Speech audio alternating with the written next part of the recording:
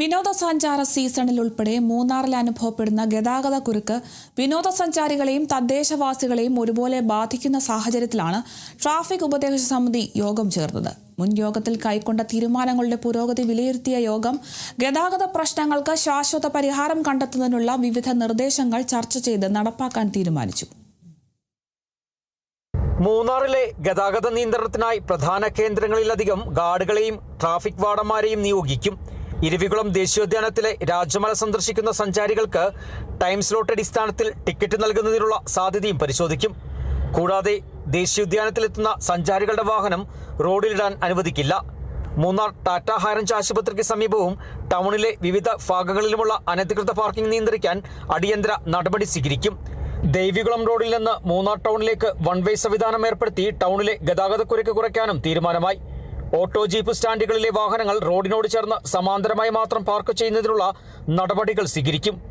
ഇക്ക നഗറിലെ ഹോട്ടലുകളിലേക്ക് എത്തുന്ന വാഹനങ്ങൾ റോഡരികിൽ പാർക്ക് ചെയ്യുന്നത് തടയുന്നതിനും കർശന നടപടി ഉണ്ടാകും. ദേശീയപാതയോരത്ത് ഗതാഗത തടസ്സം സൃഷ്ടിച്ച് പ്രവർത്തിക്കുന്ന അനധികൃത പെട്ടിക്കടകൾ ഈ മാസം 30-നകം ഒഴിപ്പിക്കാനും യോഗം തീരുമാനിച്ചു. മാട്ടുപ്പെട്ടി റോഡിലെ KFDCയുടെ അനധികൃത പാർക്കിങ്ങിനെതിരെയും നടപടി ഉണ്ടാകും. ഗതാഗതക്കുരുക്ക് കുറയ്ക്കാനുള്ള നടപടികൾ വേഗത്തിലാക്കുമെന്നും മൂന്നാർ DYSP ചന്ദ്രകുമാർ S പറഞ്ഞു. അപ്പോൾ അന്ന് തീരുമാനിച്ച 14 കാര്യങ്ങളിൽ പ്രധാന പോലീസ് നടപ്പാക്കാൻ പറ്റുന്നത് ഇന്നും നടപ്പാക്കാൻ വേണ്ടി തീരുമാനിച്ചിട്ടുണ്ട്. ഒരു വൺ വേ സംവിധാനവും അതുപോലെ തന്നെ ഈ ഓട്ടോയുടെ പൊസിഷൻ ഓട്ടോ ഹൊറിസോണ്ടലായിരുന്നത് വെർട്ടിക്കലായി ഇടാൻ വേണ്ടി അതിനുവേണ്ടി MVD ഡിപ്പാർട്ട്മെന്റിനെയും ട്രാഫിക് പോലീസിനെയും മൂന്നാർ പോലീസിനെയും ചുമതലപ്പെടുത്തിയിട്ടുണ്ട്. അതുപോലെ നടപ്പാക്കി തുടങ്ങും.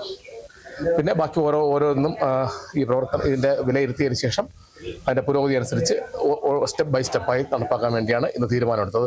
തീരുമാനങ്ങളെല്ലാം എല്ലാ രാഷ്ട്രീയ പാർട്ടികളും അനുഭവപൂർവ്വം പരിഗണിക്കുകയും എല്ലാവരുടെയും ഐകകണ്ഠേനമായ തീരുമാനപ്രകാരം ഇത് നടപ്പാക്കാൻ തീരുമാനിക്കുകയും ചെയ്തിട്ടുണ്ട്.